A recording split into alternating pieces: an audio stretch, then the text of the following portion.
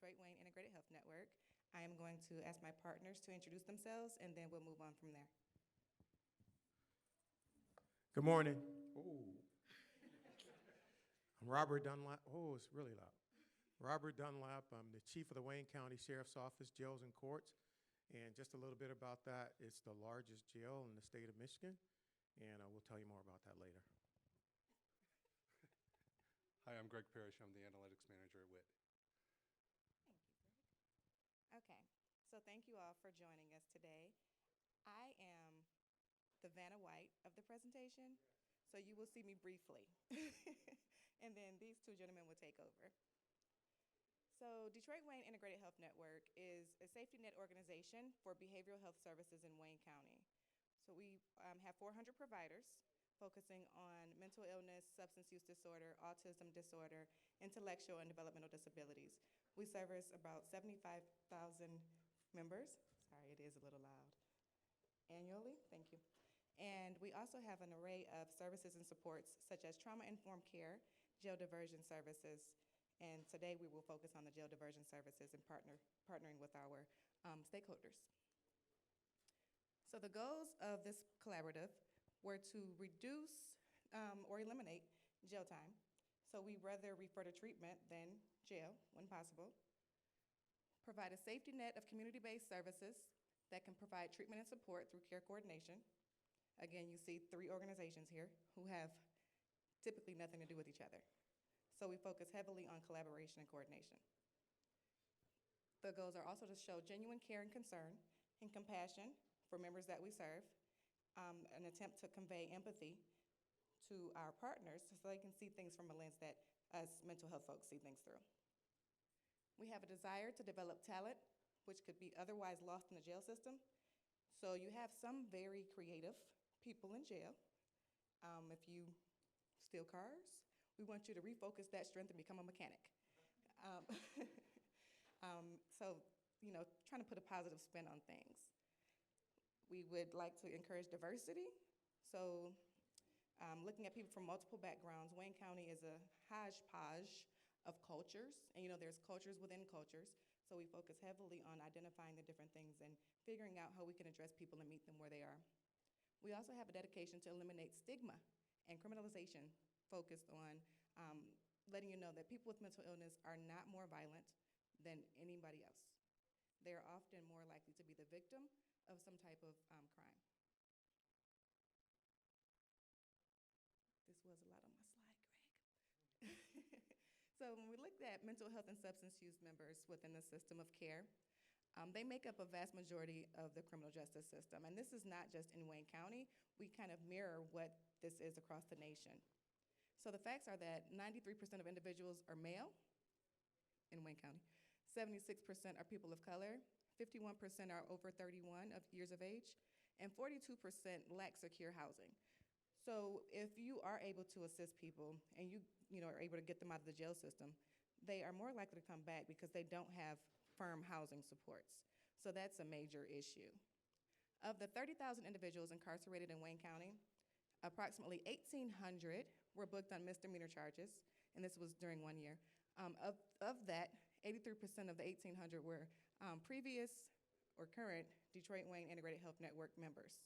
So this means at some point, they touched our system of care for substance use treatment or mental health treatment, and then they also were booked into the Wayne County jail system. In 2017, there was approximately $8.5 million spent on serving this percent of the population.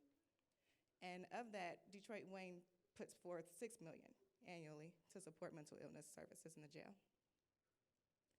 So what was our plan?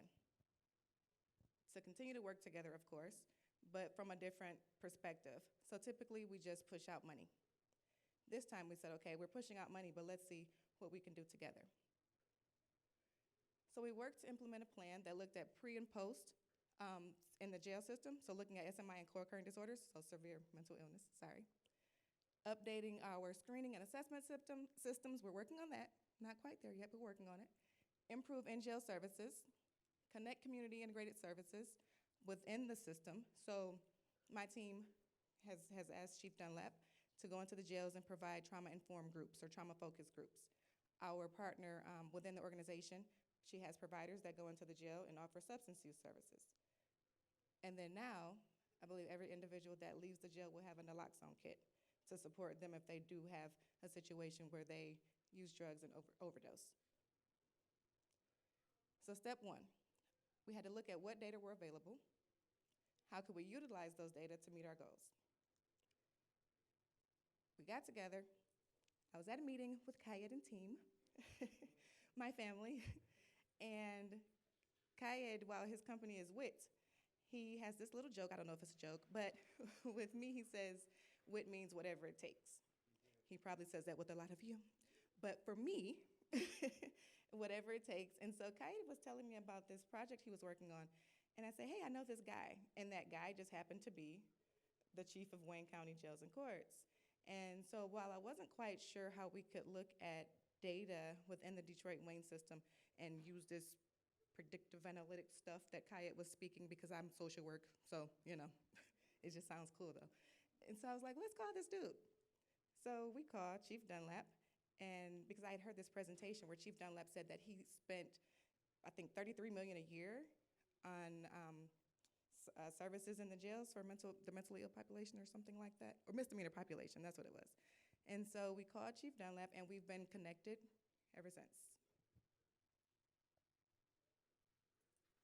I guess that means it's my turn.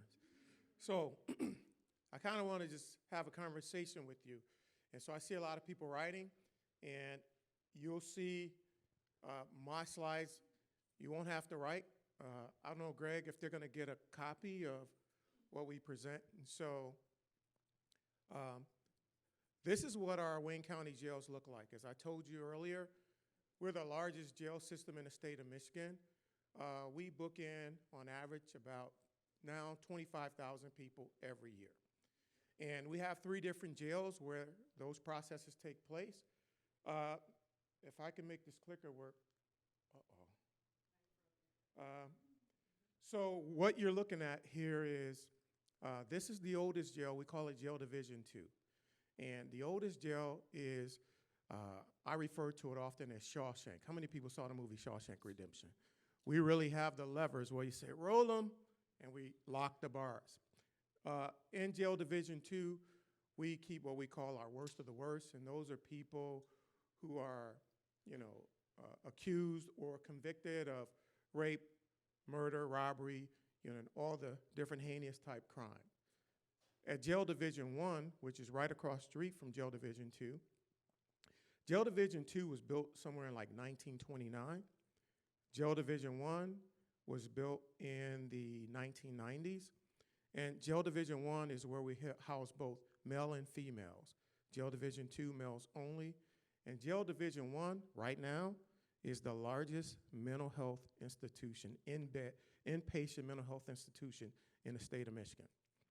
And the reason I say that is because we have 120 beds in the Wayne County jail system that's dedicated to people who are seriously mentally ill. And every day we have an average of about 95 of those beds filled up. And we have probably another 20 or 30 people that's waiting for a bed at the state hospital, the forensic center. And so that's where all the treatment of the people that are seriously mentally ill are housed. But in Wayne County, we have mentally ill inmates spread across the 3 jails. Only the seriously mentally ill people are housed at Division 1. And that's a modular indirect system.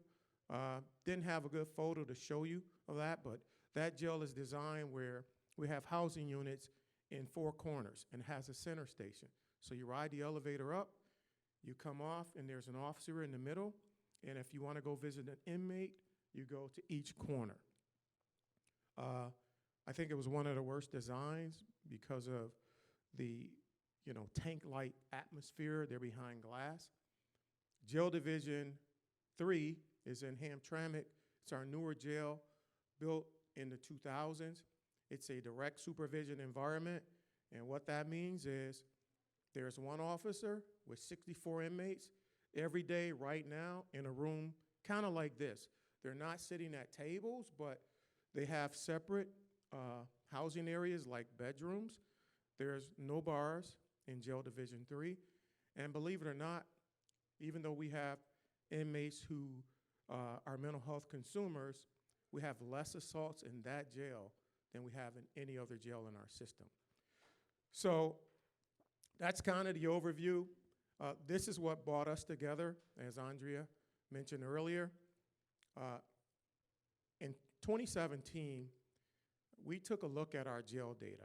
And at that time, we were averaging approximately 1,800 inmates every day in custody. Now, let me explain to you what I mean by in custody. In custody mean that we had about 1,800 inmates that were housed in the 3 jails across the system.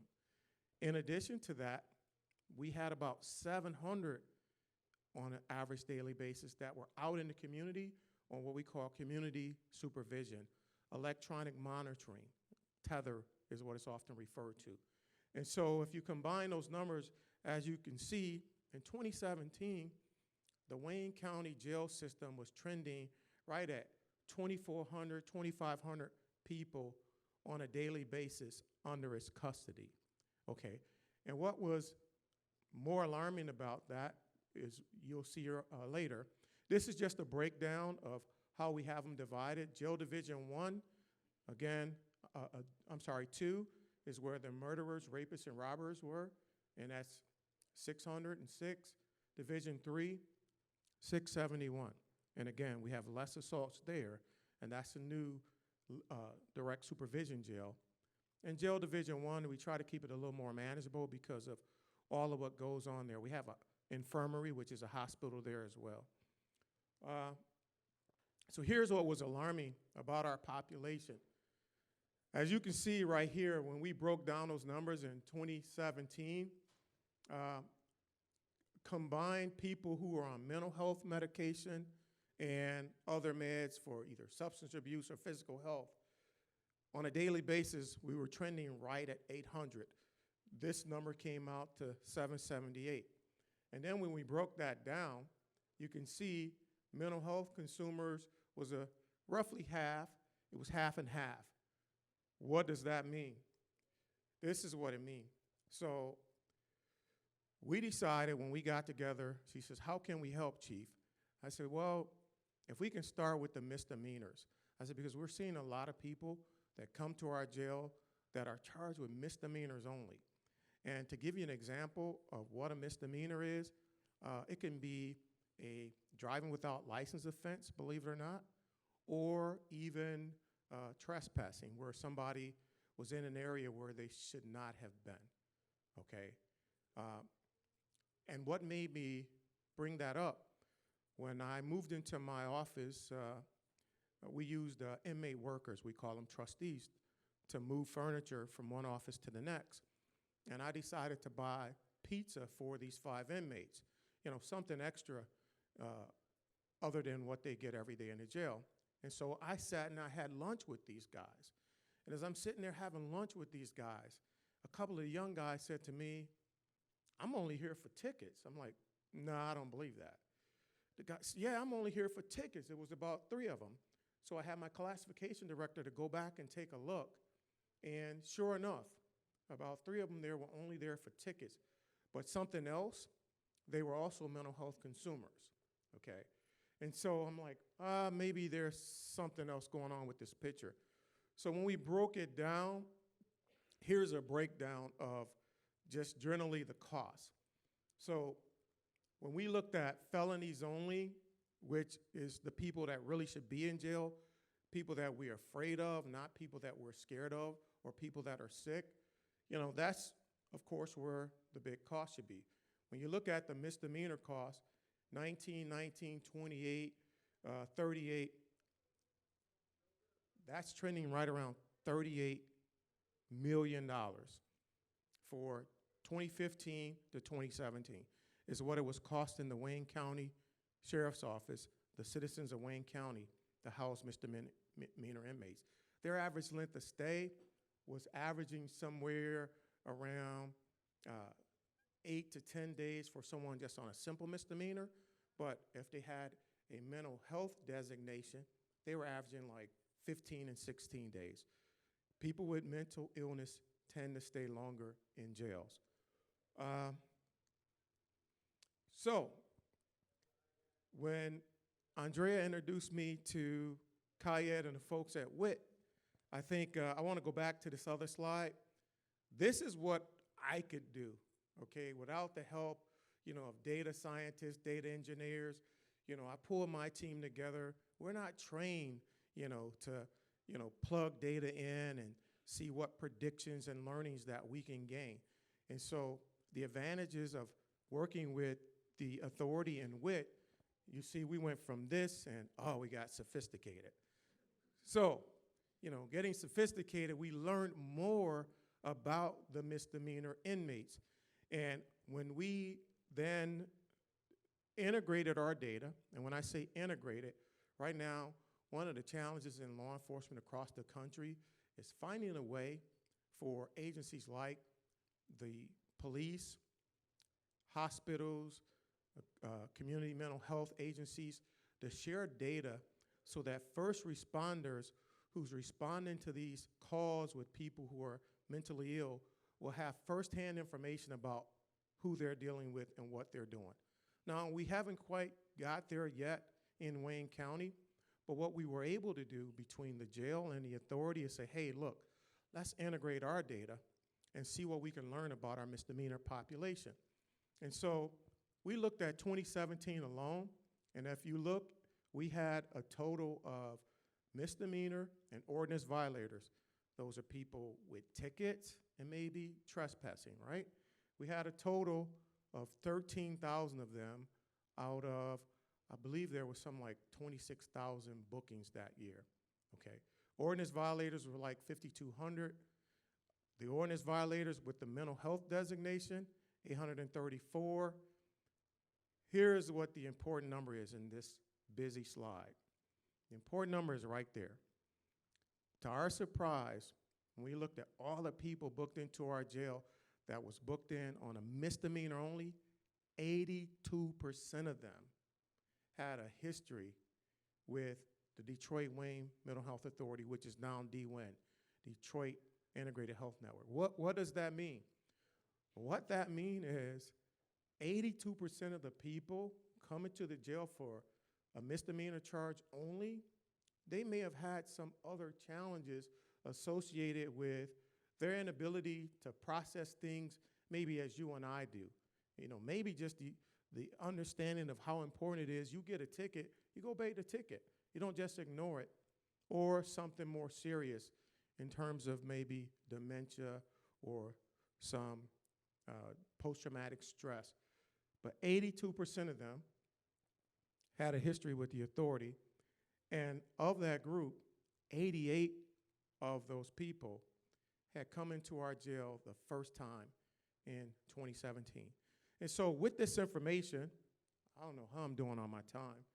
With this information, we said, okay, what can we do, as Andrea mentioned earlier, to prevent this cycle of these people, one, coming into the jail, and then those that make it to the jail, stop them from recidivating.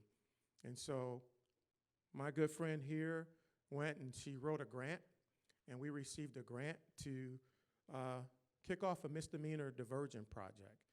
And what that misdemeanor diversion project has allowed us to do is to acquire social workers that we call jail navigators to work alongside jail staff to identify these individuals on the front end when they're booked into the jail. And so they work alongside our classification team. When someone is booked into the jail, there's a series of questions asked, and depending on how they respond to those questions, they're flagged as someone that is potentially eligible for a diversion from jail to treatment. Another way that we identify them is in our system, we use what is called a Red 6, which is a flag that we give an individual that once you come into our system, we identify you as a consumer. Our jail health team does that. You're forever a Red 6 when you come in the system. So with these navigators, we enhanced the process that was already in place. In Wayne County, I believe we're the only jail in Michigan where I, as the chief of jails, can make a decision to administratively release someone from jail, even though they're remanded to the jail by the courts.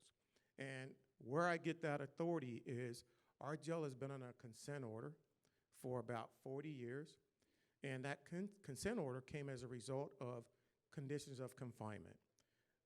Back in the 70s, the jail was overcrowded, and the inmates and the sheriff and the county exec all started suing one another. The sheriff suing the county exec for not funding our budget enough to manage the inmates suing the county exec and the sheriff both for the conditions of the facility. So as a result of that, a consent order came about where the circuit court judge monitors the management of the jail. And so there were some agreements in terms of how high we'll allow the population to go before we start releasing people and how many people will staff the jail. And so our administrative release process works like this. When an inmate is booked into the jail, there's an interview done at the front end, and depending on how they answer certain questions, they can get flagged immediately and sent to the jail mental health staff for further evaluation. And depending on their charge, if it's a simple misdemeanor, we might say, you know what, this is not someone that needs to be housed in the jail. Let's see if we can divert them to treatment. So jail health will do an assessment, evaluate the person to make sure that they're at least stable enough to be released from the jail. And if they're stable enough to be released from the jail, an administrative release is authorized, but before we release them, they get a mental health discharge plan, which includes medications. And so they'll get the medication, a treatment center is identified, they'll get a tether, electronic monitor, and then released. As I mentioned, that was in place long before this project, but how it got enhanced is the navigators now, when those individuals are released, the navigators follow them, something that wasn't happening before, to make sure that they meet all appointments. This is a case study, call it Charlie Brown, that kind of wraps it up. So Charlie Brown, what we learned through our data integration and the work performed for us by WIT was this individual has been in the Wayne County Jail more than any other person going back to 2010. Is that how far? We went back to 2010 and we pulled everyone that's ever been in our jail, average of 25,000 bookings a year. He had been in our jail 47 times. I think I was told now 48. And so when he came in our jail last, he came in on a misdemeanor, trespassing. We said, wait a minute, we don't have jail space for somebody trespassing. So he was identified. He was diverted from jail to treatment. The navigators worked it up, passed him off to a treatment team. He went out, and after about a week, guess what he did? He violated the release. And so they went out and they arrested him and brought him back. And I said, why is this guy back in jail? Well, he violated the release and the trespassing charge. How did he do that? Well, he went back to the house he wasn't supposed to go to. Well, what's at that house? Guess what we found out? The only person that he has a real relationship with, his daughter. His daughter lives with her mother and the new husband. And the new husband said, well, you know, he's not bad until he starts drinking. And then we don't want him around. And so they bring him back to jail, and then the navigators, they, evaluate him a little further, find out, well, he's an ex-military vet. He has first signs of dementia, something like that. And so this was a person underdiagnosed and not receiving the proper treatment. I think we'll all agree that an ex-military vet don't deserve to be in jail because they were trespassing, because they were mentally sick, going to see someone that they love and the only person they have a real relationship with, right? Cost the county $336,000 to house this individual. But because of the sophistication of this integration, we also found out his very first arrest was for, you'll never guess, child support. Child support. trying to support his child, and then there's a series of arrests in between there. So I think this is my first to last slide. If you remember earlier, I told you when we started out, we were averaging about 1,800 people a day. Well, because of this integration and the relationship and the things that we've learned from our data, this was our population yesterday. This was 1,381 people in our jail. Remember I told you earlier, 1790. We've been trending since this project started right around 1,400, 1,450 people in jail because we're making smarter decisions, better decisions, we're getting people out of jail, and that's obviously doing what? A potential savings of about $23 million a year to the county and the taxpayers. And I think it's mainly because, of not only the integration, but the things that we're learning from the data and the dashboard that has been built for us by WIT that Greg is going to tell you more about.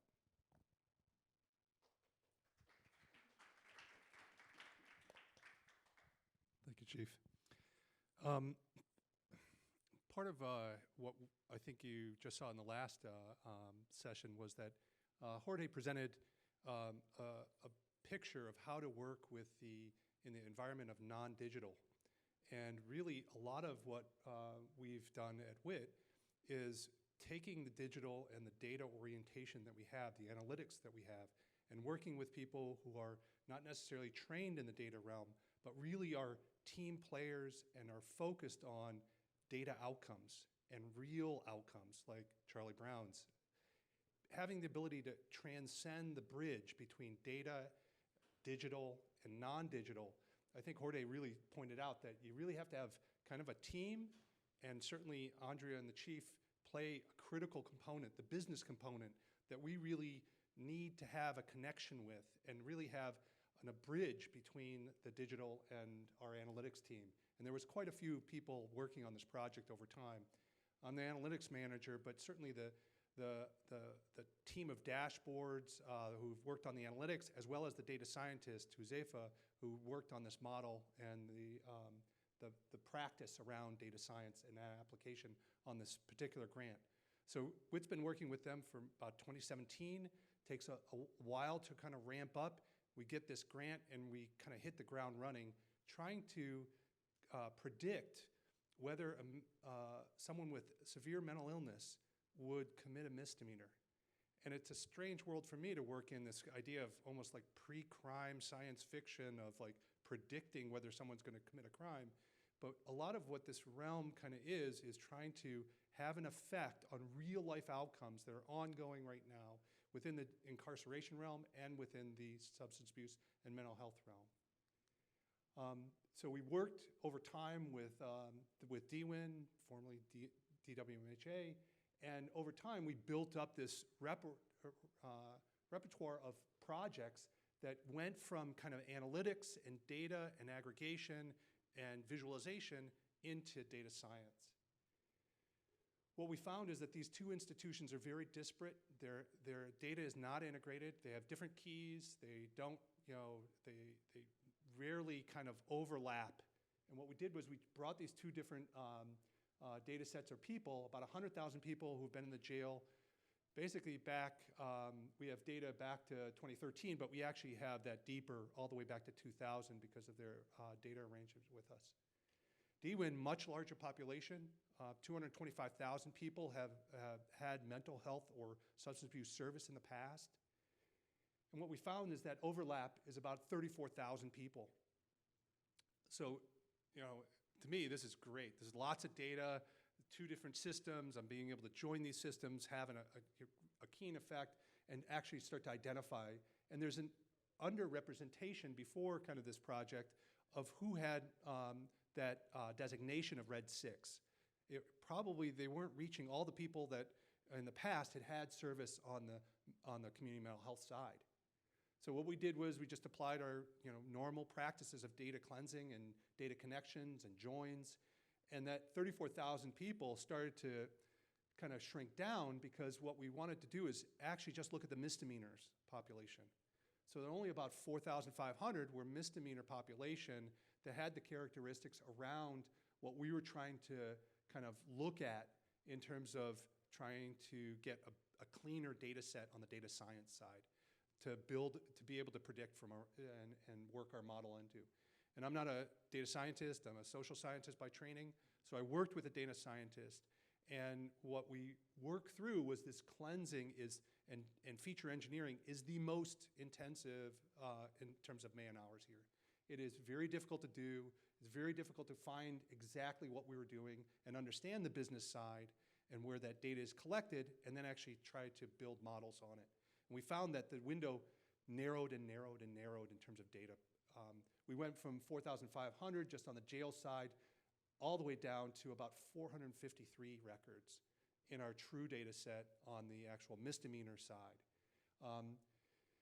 It was a matter of trying to get through some of these ICD codes, and so we didn't really want to do prediction on top of administrative codes like, oh, this person came in on this day and had these characteristics demographically, and we paid for it this way.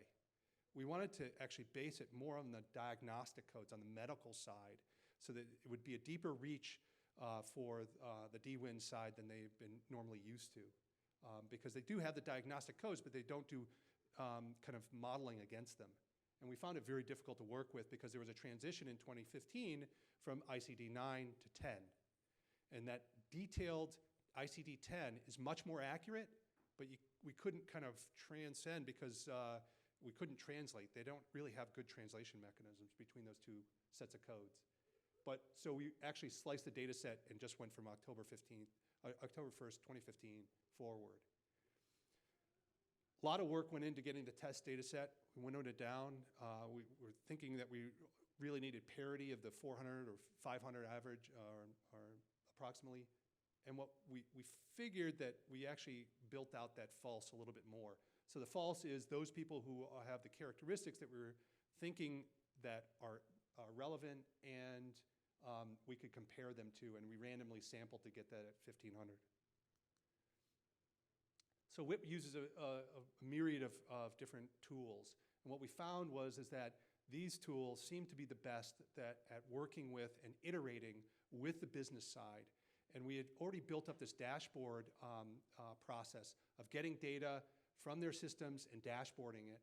And that cycle we found as we added Data Robot on top of it was that Click could work really well with the business side because it could visualize and iterate with them. They could have feedback on what we were doing.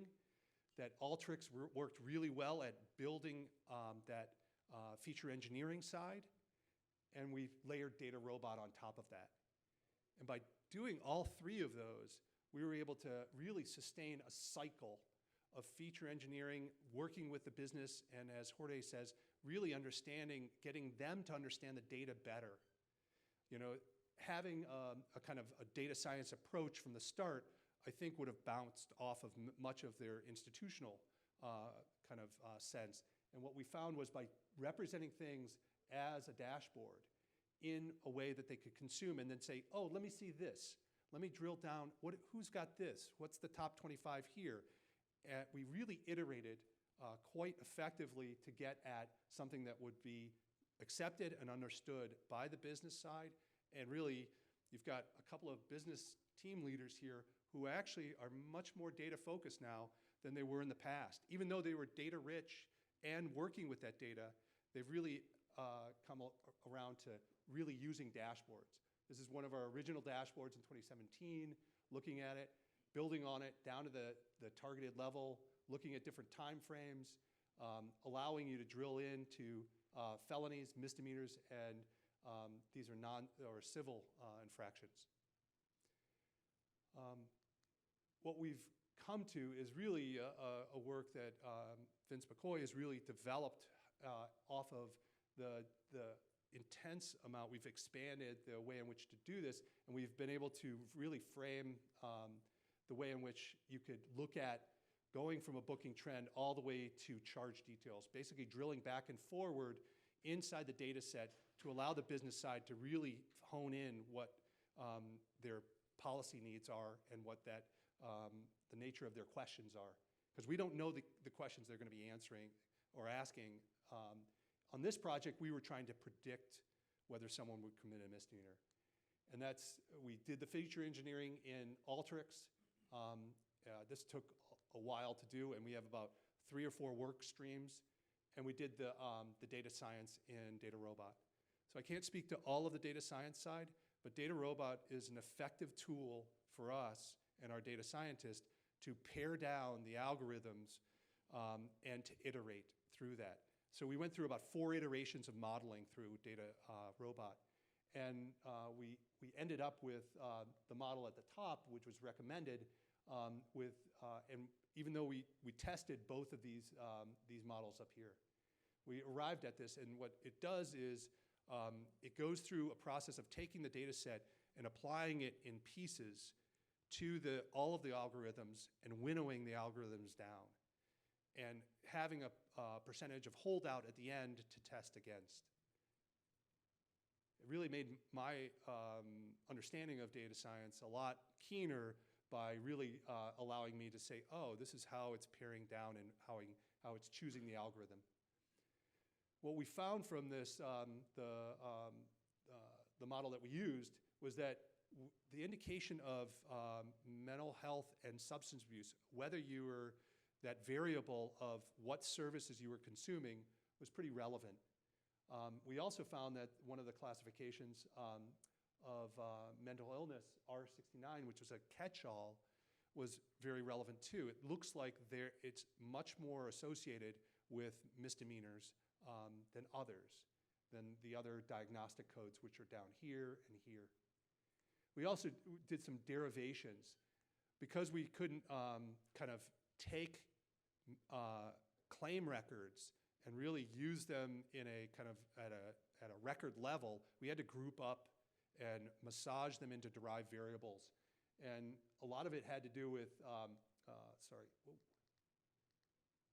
which variables we were looking at. And so we took, what's the age? We had a real consternation, a real problem around age. Which age do you take? Which one of the events do you take the person's age at? And what we found was we probably want to take the age of first occurrence. And getting to this method, we had to go through several different times of evaluating different derived variables so that we could actually see whether they were both predictive but also useful in terms of logical. And part of that was the sense of, okay, where are we wanting to look? And what we found was we really wanted to look at the first occurrence that people were entering into the community mental health side, the DWIN side. A lot of these are substance abuse codes. Fat fingers here. And what we found was that those were also predictive, but many of them had a positive predictive capacity, like this ICD-9 code here for mental health. So it had a positive correlation, but many of them had also negative correlations. And though they were many times weaker, these ICD codes would sometimes go in the opposite direction. So they were they were less predictive, but in an inverse way. And much of what we found was that these variables were really many that we already kind of knew. The experts already have a sense at the person level and also at the group level of what's going on in the incarceration side and in the mental health side. And we know these big trends, that we've decreased the amount of mental health capacity for service in mental health hospitals. Many people are being served in jail, and that is coming out in some ways by what we've found was the predictive value around the substance abuse codes were much stronger and more positive than the mixed ones around mental health, and sometimes the inverse. And really this is borne out by kind of their experience. It resonates with them by saying those that are young commit more crime. Those that are getting some substance abuse or mental health help may be more likely to commit misdemeanor, and those that are older commit less crime, and yet may have mental health issues, but they're less predictive, they're inversely predictive. So some ICD codes are actually trending towards them not committing a misdemeanor. So in essence, this is the end of our kind of data science side. This is the result of it, and it somewhat reinforced what was already thought going on. But what has happened is because the analytics side has been really developed for the business side, they're able to make and drill down into decisions that not just on the misdemeanor side, but really into areas where they were able to explore more. And we see more kind of questions being answered from that side, even than what we could find in the data science and modeling side. So with that, I can take questions, and we could all take questions. Okay. Yes. Was there any concern using restricted data for the data integration, so CGIS and HIPAA data? Certainly. And the question is, was there any concern with using CGIS or HIPAA data? Yes, so we made sure that we had an agreement in place. As Greg mentioned, we already work with WIT. We've been working with them for about, I think, like 10 years. And so we went with our attorneys and our CIO and said, okay, can we do this? They asked who all would have anything, and anytime we share, they de-identify, and we don't, we email securely and all of those things. And now it's housed on us, well, it's always been housed on a secure server. So we have looked at those things, but we're just really careful about it. We definitely group up. We never identified. Yeah, and on the jail side, in terms of the CGIS and whatnot, we currently have a relationship with DWIN. If you remember the slide earlier where she indicated that DWIN funds about $6 million of services for the mental health consumers in the jail. And so because of that relationship, there's certain information that we absolutely have to share.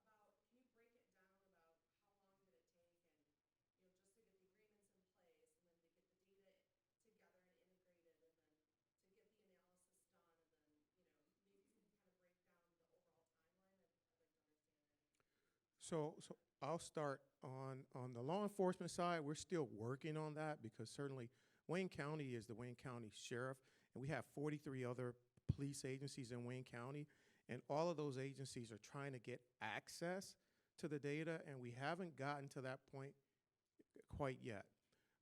What we were able to do because of the medical services and the funding provided by the authority had already had a great majority of the information on the inmates in our jail.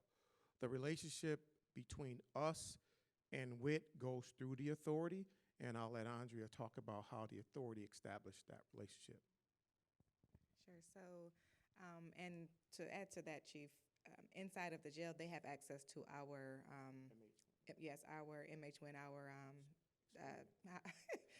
hospital, our record, our, and I can't, my mind is gone right now. Yeah, so it's, so they have access to it. They don't really use it though, like they should, but they have access. And I feel like it took, let's see, I don't know. It's like, that part was easy. It was the trying to explain, and again, go to my social work brain, trying to explain to legal what exactly I was looking for WIT to do. And I'm like, Kaya, you tell them. You say it, And I feel like once everybody got to kind of see, okay, here's some of what they're looking for, then we were able to at least put it on paper and submit that to the state. So MDHHS saw that, and they had a lot of questions, came down for a visit. And once they really saw that we were going to use this to develop some type of intervention, on the mental health side, they were okay with it. So I'd say that part was a year, trying to figure out where we were going exactly and how to do it. And Greg can speak to the rest. In terms of the analytics, we've been working on the grant for about a year and a little bit more, and the grant is in 2 years. So the first part of the grant is just the misdemeanor modeling, and then we're going from misdemeanor to felony to look at DWIN population, the severely mentally ill, and how they might be looked at in terms of factors that could alleviate or better allow the social workers to look at populations that are entering jail at the misdemeanor level and possibly preventing them from going to felony in the second year. So it took us a long time, and as Jorge mentioned earlier in the first one, it's really a matter of this team really working through a lot of the issues at the analytics level, at the data level, before even approaching it with the modeling level.